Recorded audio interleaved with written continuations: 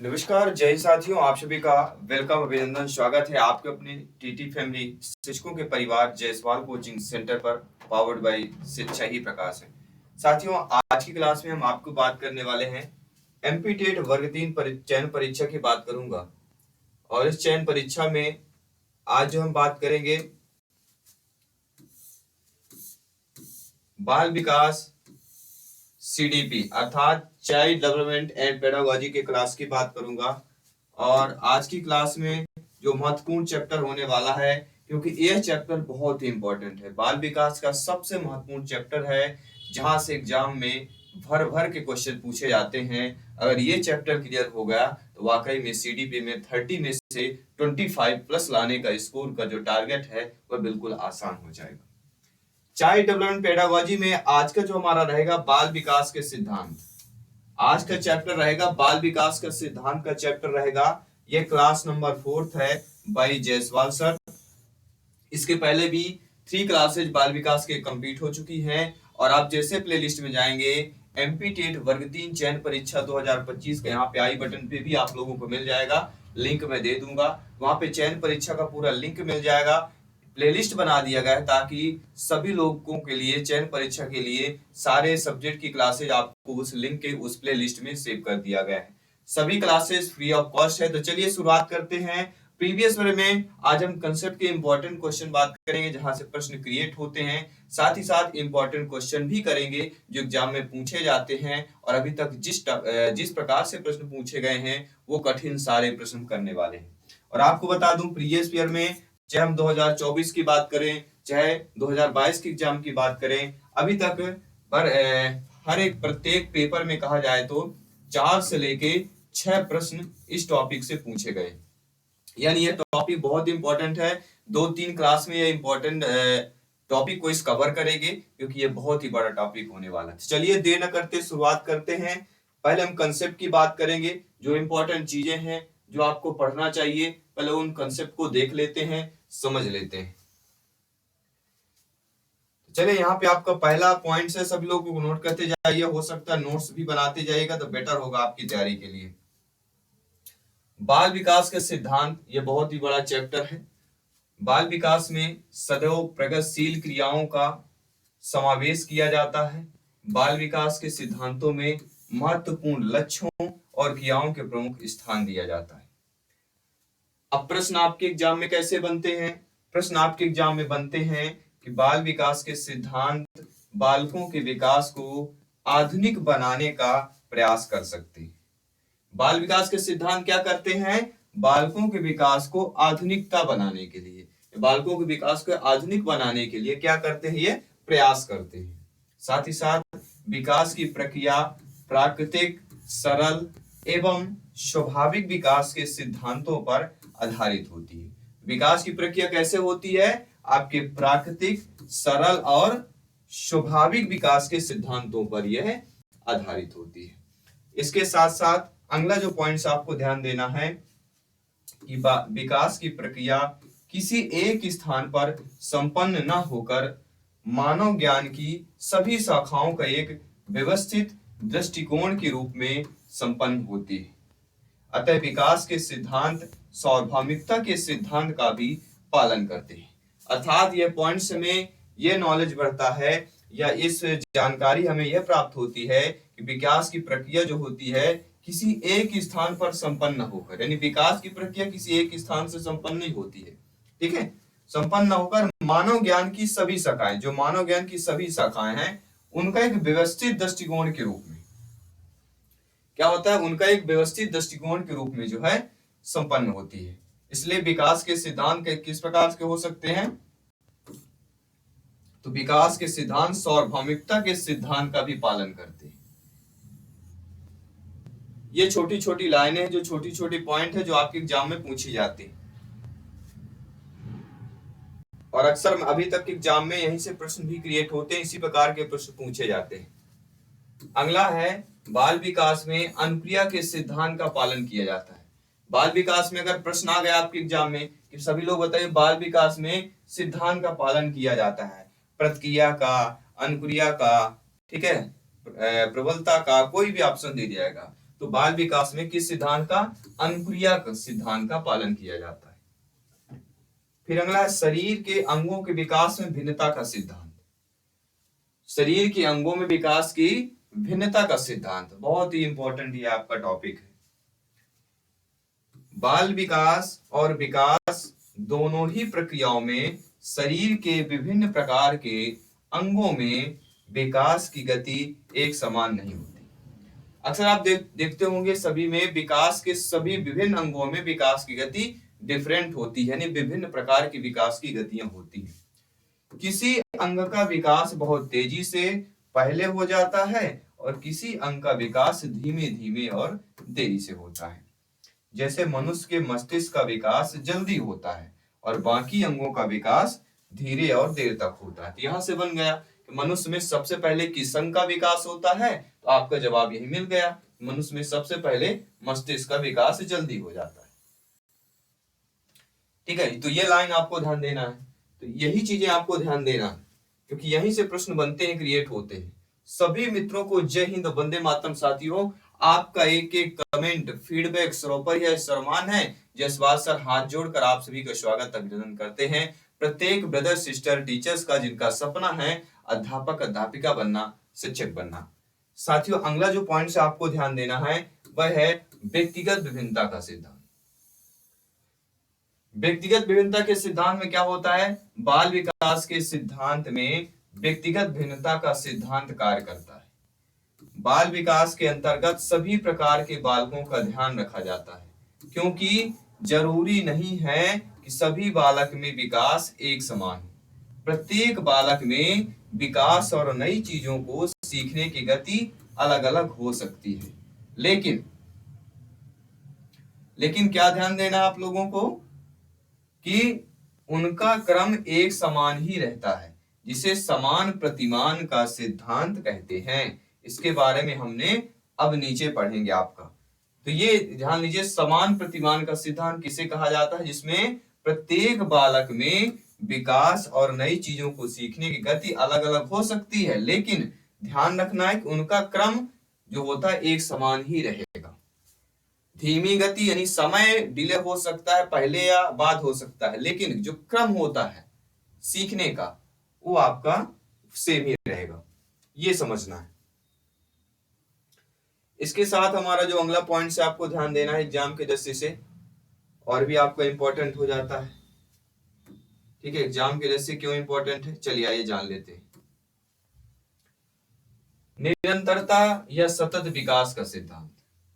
निरंतरता सतत विकास के टॉपिक से एग्जाम में ऐसा कोई एग्जाम ना होगा शिक्षक भर्ती में जहां से प्रश्न बने ना निरंतरता से प्रश्न आए या सतत विकास से प्रश्न इस शब्द से न प्रश्न आए, ऐसा हो ही नहीं सकता। मैंने जितने भी अभी पेपर दिखे, हर पेपर में इन शब्दों से प्रश्न आते हैं। ठीक है, और लास्ट में इन शब्दों से प्रश्न भी आपको देखेंगे। तो विकास की प्रक्रिया जन्म से लेकर मृत्यु तक निरंतरता के सिद्धांत का पालन करती है।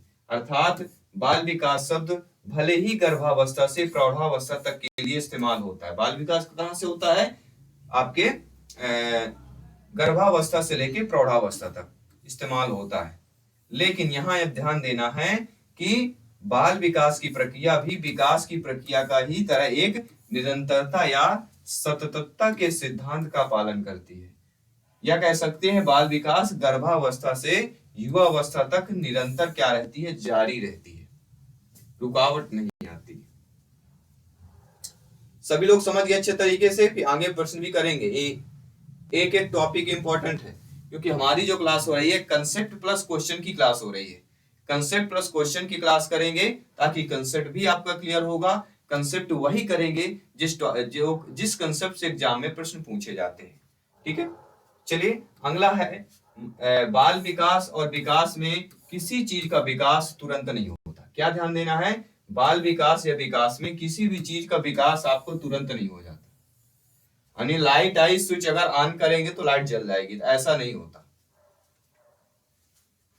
यह एक सतत और निरंतरता चलने वाली प्रक्रिया होती है।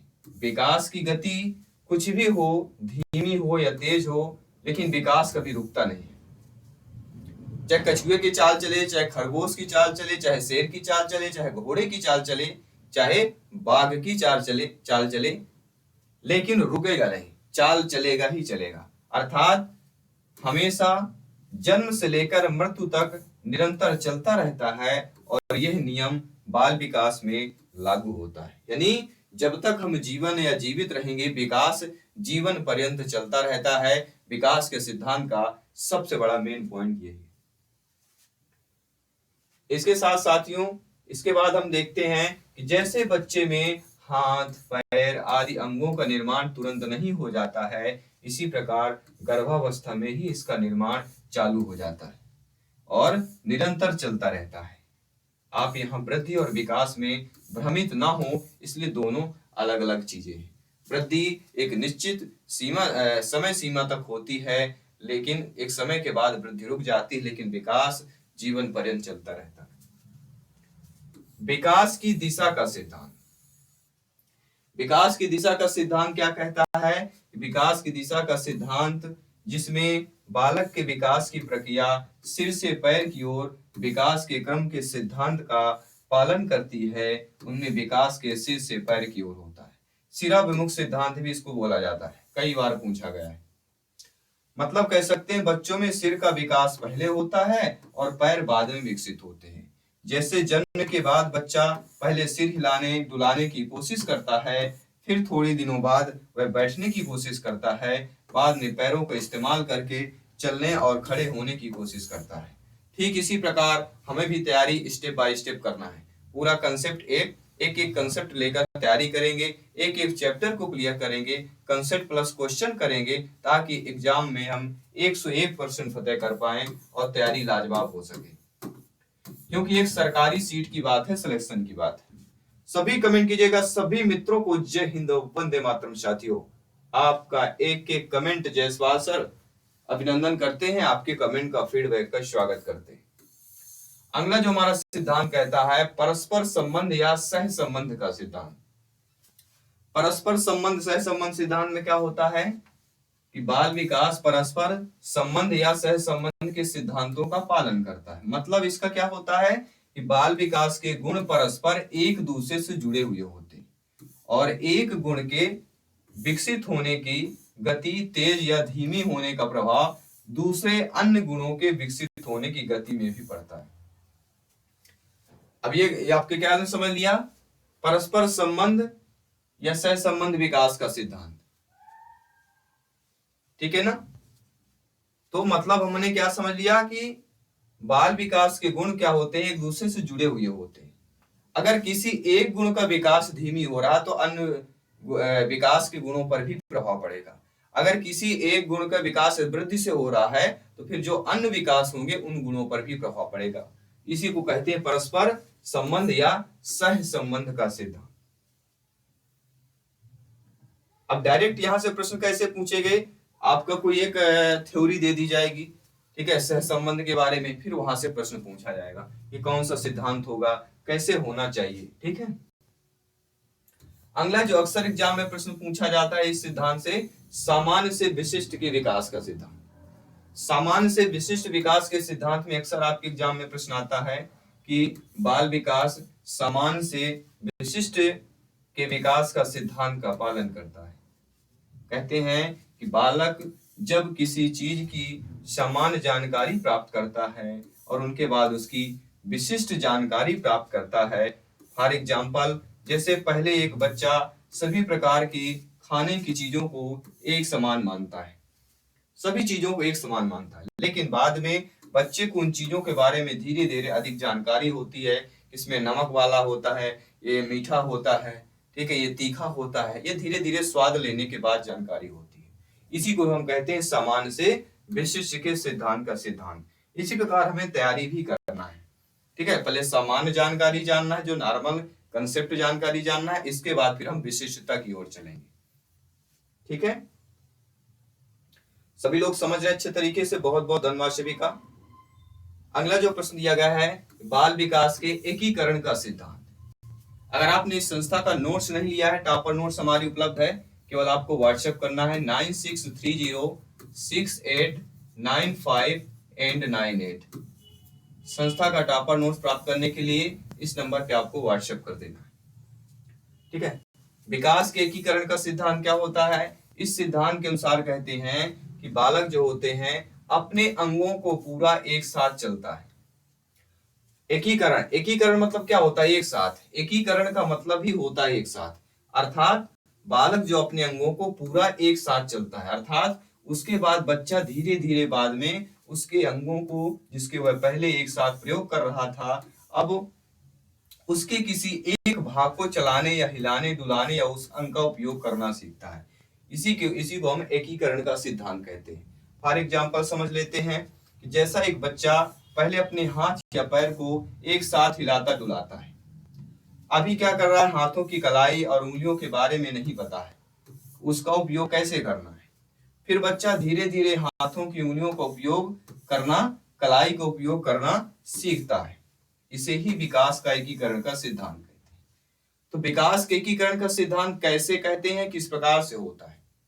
अब ये पूरा डायरेक्ट नहीं पूछा जाएगा, इससे कथन बनेगा, इससे स्टेटमेंट बनेंगे, वहां से पूछा जाएगा। अब ये स्टेटमेंट कैसे बनेंगे? जब ये चीजें आपको कंसेप्ट क्लियर होंगी तब आपको सामान्य से विशिष्टता की ओर लिया जा सकता है। पहले हम सामान्य जानकारी जानेंगे, इसके बाद विशिष्ट क्वेश्चन को सॉल्व करेंगे। इसके बाद चलिए अगला प्रश्न देख लेते हैं। बहुत बहुत धन्यवाद सभी का कमेंट करने के लिए। समान प्रतिमान का सिद्धांत। बाल विकास समान प्रतिमान के सिद्धांतों का पालन करता है। समान प्रतिमान के सिद्धांतों के अनुसार एक तरह के जीवों में विकास का क्रम समान होता है। क्या होता है समान? मतलब एक तरह के जो जीव होते हैं उनमें विकास का क्रम कैसा होता है? समान होता है। उसी को हम समान प्रतिमान विकास का सिद्धांत कहते हैं। अगला है, गैसेल ने इस सिद्धांत का समर्थन करते हुए कहा है। अब आ गया कि समान प्रतिमान के सिद्धांत का समर्थन किसने किया है, किस मनोवैज्ञानिक ने किया है? तब आपका जवाब होना चाहिए गैसेल ने किया है। गैसेल ने कैसे किया है? गैसेल ने कहा है, भले ही दो इंसान एक जैसे नहीं होते हैं, लेकिन सभी समान बच्चों के विकास का क्रम एक समान होता है, चाहे वे दुनिया में कहीं भी रहते हो। बहुत बड़ा पॉइंट है और आपके टीटी एग्जाम में आया हुआ प्रश्न है। इसी को ही गैसेल समान प्रतिमान का सिद्धांत कहते हैं। अब ये आ सकता है कि भले ही दो इंसान एक जैसे नहीं होते, लेकिन सभी समान बच्चों के विकास का क्रम एक समान होते हैं, चाहे वे दुनिया में कहीं भी रहते हो। किसका स्टेटमेंट है, किसका कथन है? तो आपका जवाब होना चाहिए गैसेल, जो समान प्रतिमान के सिद्धांत के लिए उन्होंने कहा था। और हरलाक महोदय जी ने भी गैसेल के विकास के समान प्रतिमान के कथन का भी समर्थन किया है। प्रश्न आ सकता है, गैसेल के जो विकास के समान प्रतिमान का कथन है किस मनोवैज्ञानिक ने समर्थन किया है? तो आपका जवाब होना चाहिए हरलाक मनोवैज्ञानिक ने गैसेल के सिद्धांत का समर्थन किया। इसके बाद अगला जो क्वेश्चन है, अगला जो टॉपिक हमारा रहेगा कि बाल विकास के समान प्रतिमान सिद्धांत को किस तरह से आप समझ सकते हैं कि भले ही एक बच्चे का जन्म भारत में हुआ हो या दूसरे बच्चे का जन्म अमेरिका में हुआ हो, लेकिन दोनों बच्चों में विकास का क्रम एक समान ही होगा। विकास का क्रम, और कुछ लोग रंग रूप पे चले जाएंगे तो विकास जो होता है उसका क्रम की बात कर रहे हैं। बच्चा कहीं का भी हो, क्रम वही होगा। चलिए अगला प्रश्न। अगला हमारा टॉपिक क्या कर रहा है, ये और भी आपका इंपॉर्टेंट टॉपिक हो जाता है। टॉपिक है वातावरण और वंशानुक्रम का सिद्धांत, जो सबसे महत्वपूर्ण कंसेप्ट है। इस टाइटल से, इन शब्दों से प्रश्न जो है आप देखेंगे, प्रीवियस ईयर के क्वेश्चन उठा के देख लीजिएगा। वंशानुक्रम, वातावरण, ऐसा कोई आपके सब्जेक्ट ना होगा जहां से प्रश्न इस सीडीपी या पेडागोजी में पूछा न गया इस शब्द से। देखिए, कई शोधों से हमने देखा है या पता चला है कि बाल विकास में वंशानुक्रम, परिवार के माहौल और सामाजिक वातावरण का भी प्रभाव पड़ता है। बाल विकास की प्रक्रिया में अनुकूलन या प्रतिकूल प्रभाव पड़ता है। जैसे मान लीजिए हमारे घरों में अक्सर घर का माहौल अच्छा है, घर में अच्छी पढ़ाई हो रही है, ठीक है, उसके चाचा जी और भी जो घर के सदस्य हैं पढ़ाई में है, तो बच्चा जो देखेगा वही सीखता है। अगर किसी घर में गाली गलौज हो रहा है तो बच्चा जो सीखेगा वो भी गाली ही देगा। अगर किसी घर में मान लीजिए आप जैसा बोलेंगे, जैसा स्वभाव होगा, वैसे ही बच्चा सीखता है। तो इसी को हम कहते हैं वातावरण और वंशानुक्रम का सिद्धांत।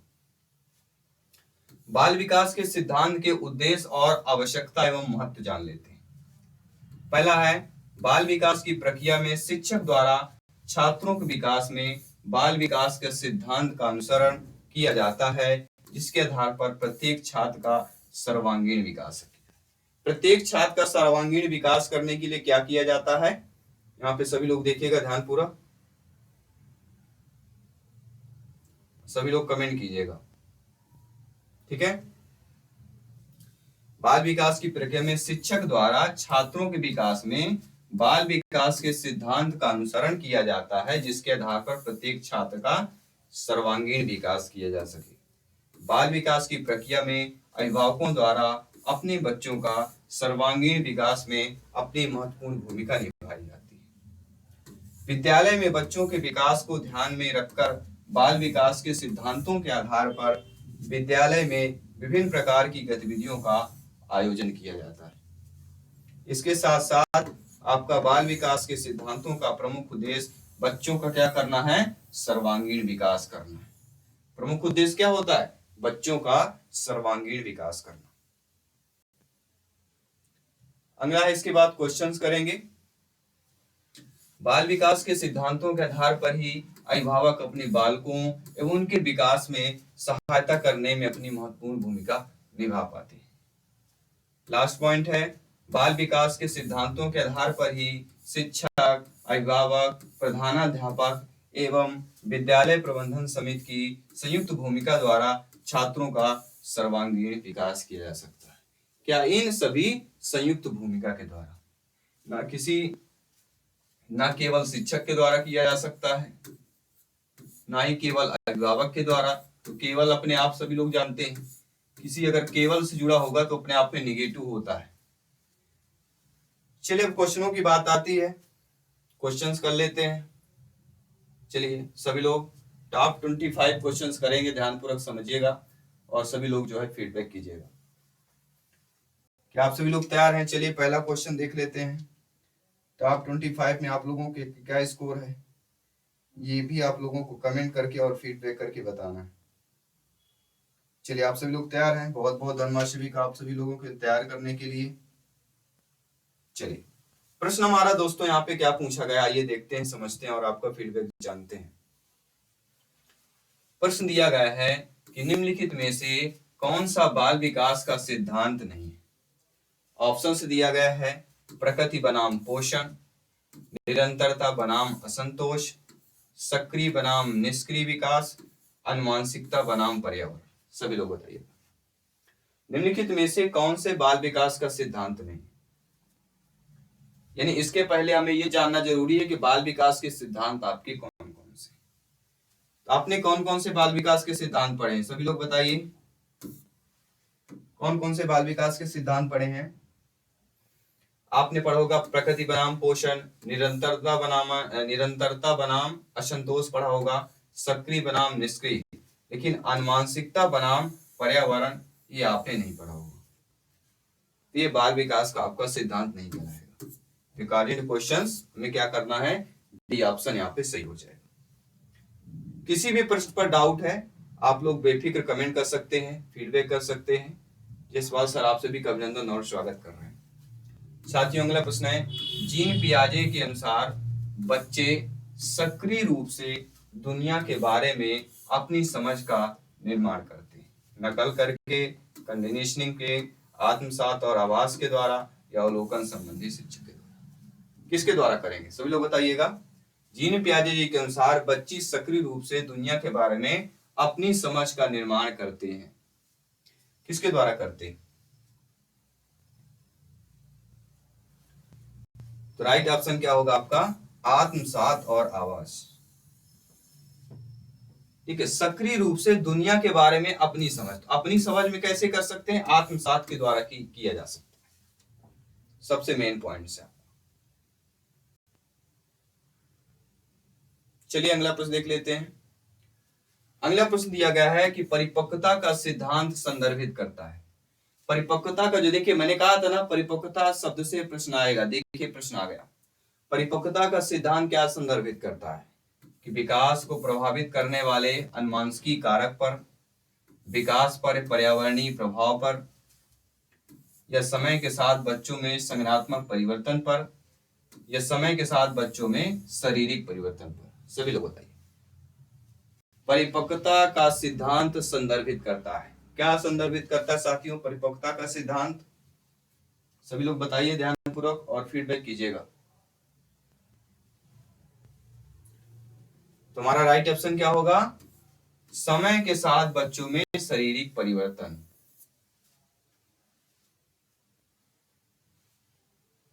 या समय के साथ बच्चों में संज्ञानात्मक परिवर्तन। कौन सा परिवर्तन होगा? सभी लोग बताइए। आपको बता रहे हैं सी और डी में दो एक सही है, कौन सा सही होगा? सभी लोग बताइए। परिपक्वता का सिद्धांत क्या संदर्भित करता है?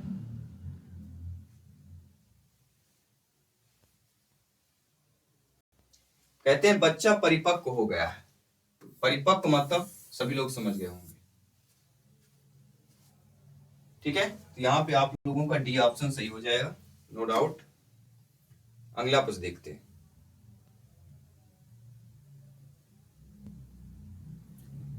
चलिए अगला प्रश्न क्या कह रहा है साथियों? बहुत ही अच्छा प्रश्न दिया गया है कि एरिक एरिक्सन के अनुसार शैशवावस्था के दौरान प्राथमिक विकासात्मक कार्य क्या कहलाता है? प्राथमिक विकासात्मक कार्य विश्वास बनाम अविश्वास कहलाता है, श्वेतता बनाम शर्म और संदेह, पहल बनाम अपराध कहलाता है, या पहचान बनाम भूमिका भ्रम कहलाता है। क्या कहलाएगा? सभी लोग बताइए ध्यानपूर्वक। सभी लोगों को फीडबैक करना है, सभी लोगों को अच्छे से प्रिपरेशन करना है, और आपका एक एक कमेंट फीडबैक सर्वोपरि है, शर्मान है। सभी को 5 से 10 सेकंड का वक्त दिया जाता है प्रत्येक प्रश्न को कमेंट करने के लिए। तो एरिक एरिक्सन के अनुसार शैशवावस्था के दौरान प्राथमिक विकासात्मक जो कार्य कहला जाता है वह आपका कौन सा कहला जाता है? वह विश्वास बनाम अविश्वास कहला जाता है। क्या कहलाएगा? विश्वास बनाम अविश्वास कहला जाएगा। पहला ऑप्शन सही हो जाएगा। इसके बाद अगला प्रश्न क्या कह रहा है? अगला प्रश्न है कि संवेदनशील अवधियों का सिद्धांत क्या बताता है? जो संवेदनशील अवधियां होती हैं, यह सिद्धांत हमें क्या बताता है? बच्चे के निश्चित समय पर पर्यावरणीय प्रभावों के प्रति अधिक संवेदनशील होते हैं, बच्चे अपनी गति से विकसित होते हैं, विकास चरणों में होता है, या विकास प्रकृति और पोषण दोनों से जो है प्रभावित होता है। तो संवेदनशील अवधियों में सिद्धांत हमें क्या बताता है? सभी लोग बताइएगा। जो संवेदनशील अवधियां होती हैं उनमें विकास का सिद्धांत जो हमें क्या बताता है?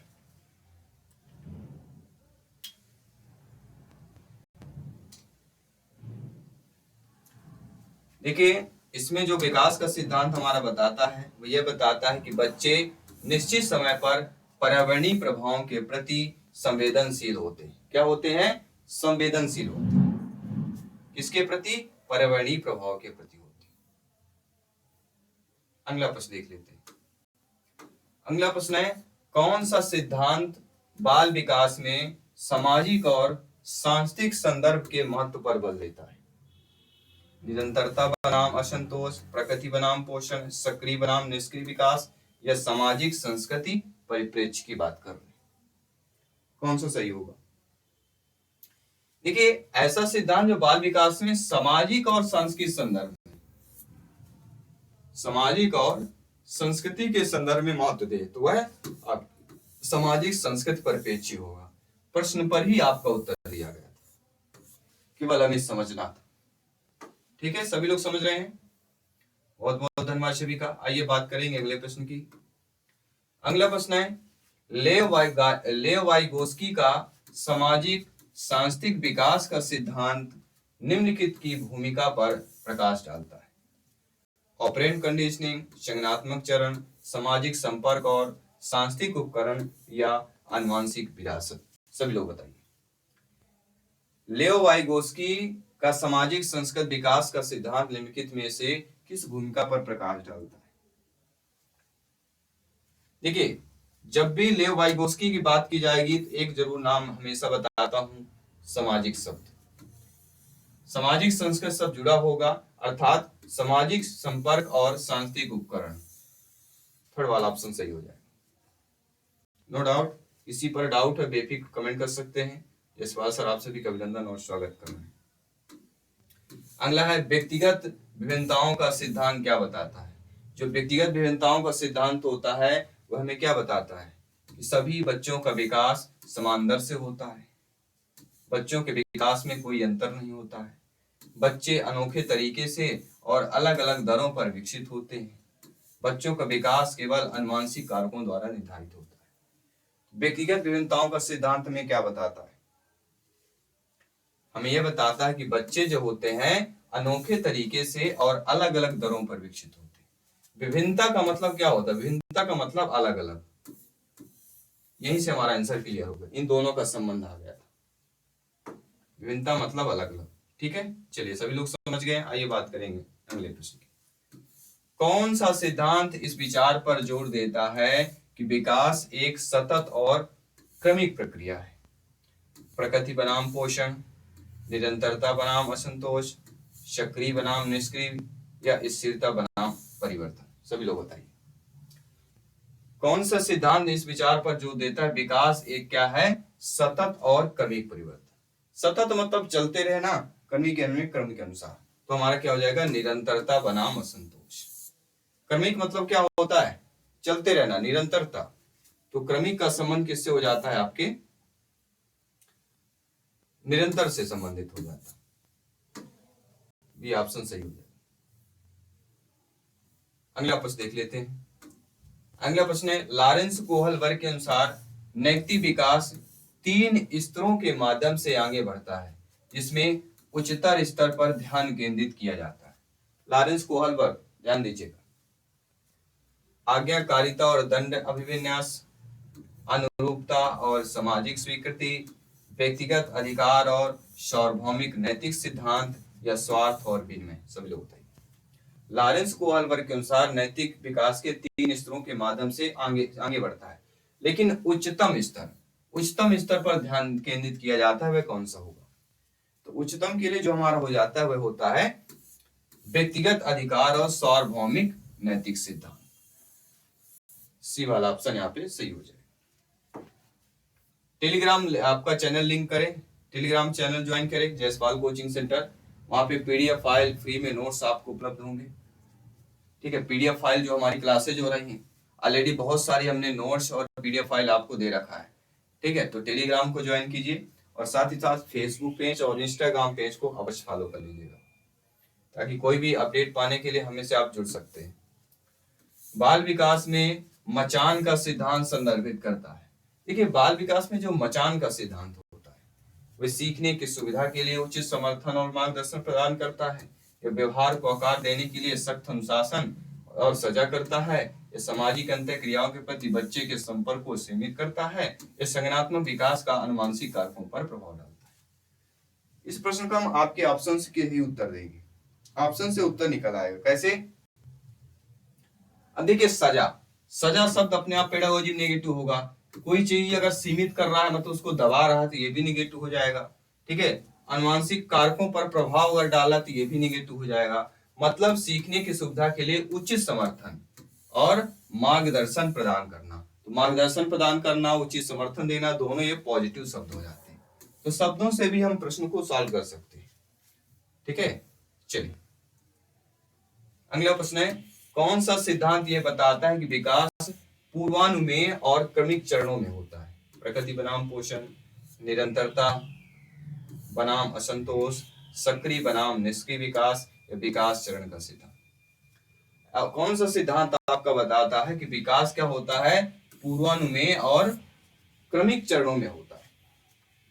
तो पूर्वानुमेय और क्रमिक चरणों में होता है, अर्थात विकास के चरण का सिद्धांत कहलाता है। जो आपका डी ऑप्शन दिया गया है वह आप लोगों का यहाँ पे सही हो जाए।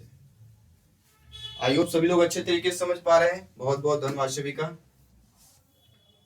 अगला क्वेश्चन देख लेते हैं। अगला प्रश्न है, जॉन बॉल्बी द्वारा प्रस्तावित अनुलग्नक सिद्धांत इसके महत्व पर केंद्रित होता है। बाल विकास में अनुवांशिक कारक, बाल विकास में सामाजिक आर्थिक स्थिति, बच्चों और उनकी देखभाल करने वालों के बीच का बंधन, या बाल विकास के साथियों का प्रभाव? जॉन बॉल्बी द्वारा प्रस्तावित अनुलग्नक सिद्धांत किसके महत्व पर केंद्रित होता है? सभी लोग बताइए, सभी कमेंट कीजिएगा मेरे प्यारे प्यारे भाइयों की, प्यारी प्यारी बहनें, गृहिणी जिनका सपना है अध्यापक अध्यापिका बनना, शिक्षक बनना, प्रत्येक ब्रदर सिस्टर एंड टीचर सभी कमेंट कीजिएगा। तो साथियों, जॉन बॉल्बी द्वारा प्रस्तावित अनुलग्नक सिद्धांत के जिस महत्व पर केंद्रित होता है वह हमारा कौन सा कहला जाता है? तो वो हमारा राइट आंसर क्या हो जाएगा? बच्चों और उनकी देखभाल करने के बीच का बंधन। थर्ड वाला ऑप्शन सही कर लीजिए। अगला प्रश्न देख लीजिएगा कि स्वनियमन का सिद्धांत एक बच्चे की क्षमता को संदर्भित करता है। अपने स्वयं के व्यवहार और भावनाओं को नियंत्रित करें, सख्त नियमों और विनियमों का पालन करें, सामाजिक अपेक्षाओं का अनुरूप या पहचान की एक मजबूत भावना विकसित करें। देखिए, स्वनियमन सिद्धांत एक बच्चे की क्षमता को संदर्भित कर रहा है, मतलब कहीं ना कहीं वह अपने स्वयं के व्यवहार और भावना को नियंत्रित कर रहा है। क्योंकि स्वनियमन का मतलब होता है स्वयं।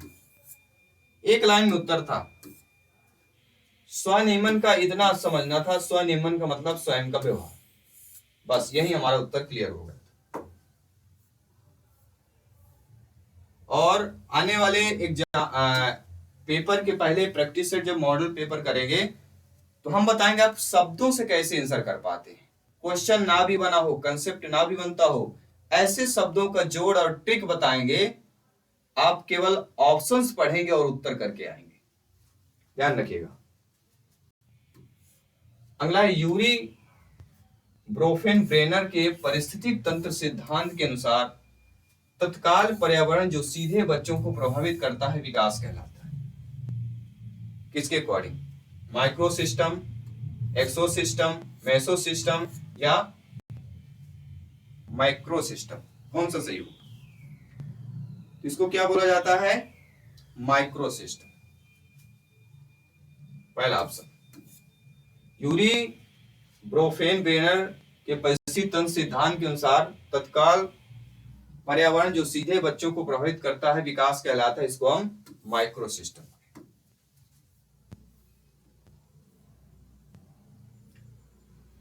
अगला समीपस्थ विकास के क्षेत्र जिसे हम जेडपीडी के सिद्धांत को पता चलता है। क्या पता चलता है समीपस्थ विकास के क्षेत्र में?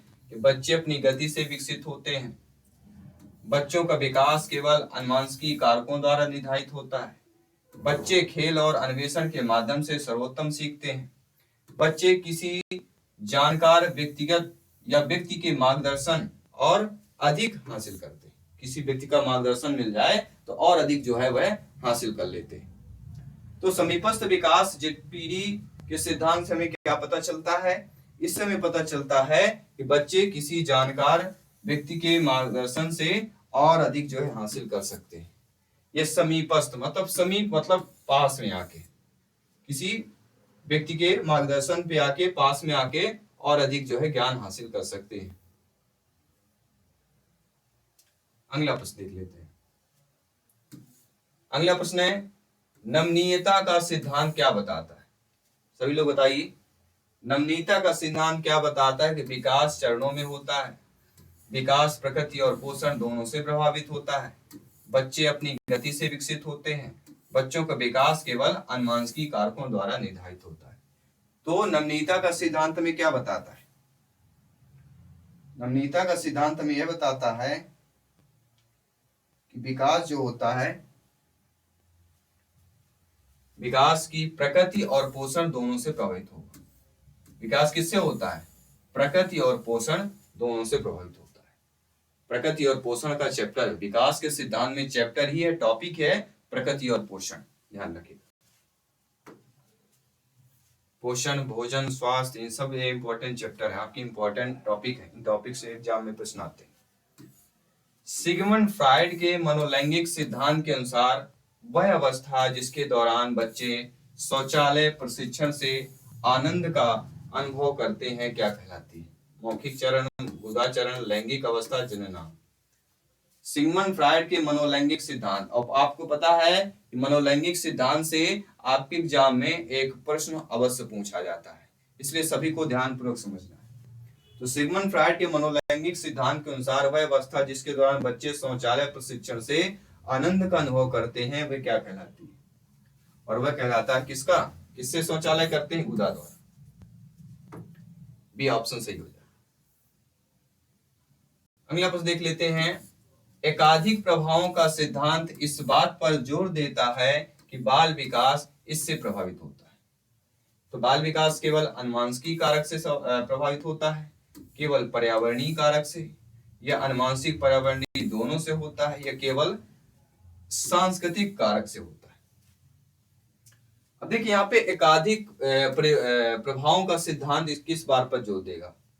एकाधिक जो प्रभाव होता है वह किस सिद्धांत, एकाधिक प्रभावों का सिद्धांत जो होता है किस बात पर जोर देगा, बल देगा, प्रभाव करेगा? और वह होगा जिसमें अनुवांशिक और पर्यावरण दोनों कारक यहाँ पे प्रभावित करेंगे। कौन सा हो जाएगा? दोनों कारक। यानी कि आपका जो थर्ड ऑप्शन दिया गया है वह सही हो जाएगा। सभी लोग कमेंट करते हैं, लास्ट में सभी को कमेंट करना है, लास्ट में आपको बताना भी है। क्या बताना है? कि इसमें 25 क्वेश्चनों में से आपके कितने आंसर सही हुए हैं, ये अंत में बताना है। और कल और भी इंपॉर्टेंट क्वेश्चन करेंगे जो प्रीवियस ईयर में आपके 2022 और 24 एग्जाम में पूछे गए प्रश्न हैं, या अदर टीटी में इस टॉपिक से प्रश्न पूछे गए, उन सभी प्रश्नों को करेंगे। तो कौन सा सिद्धांत ये बताता है कि विकास जो है आपका ऐतिहासिक और सांस्कृतिक संदर्भों से जो है प्रभावित हो सकता है? प्रकृति बनाम पोषण, निरंतरता बनाम असंतोष, चक्री बनाम पास, तीन ही ऑप्शन दिए गए इसमें। ठीक है, तीन ऑप्शन दिए गए, लेकिन ये तीनों सही नहीं। कौन सा सही होगा इसके लिए? चौथा ऑप्शन होगा। चौथा ऑप्शन हमारा कौन सा है? सामाजिक सांस्कृतिक परिप्रेक्ष्य। क्या हो जाएगा यहाँ पे? सामाजिक सांस्कृतिक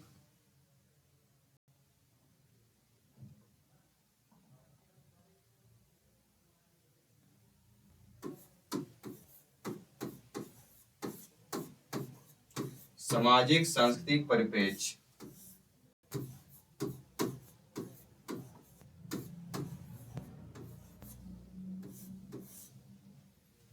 ठीक है, ये हमारा सही होगा। यानी सामाजिक सांस्कृतिक परिप्रेक्ष्य बताता है कि विकास ऐतिहासिक सांस्कृतिक संदर्भों से प्रभावित होता है।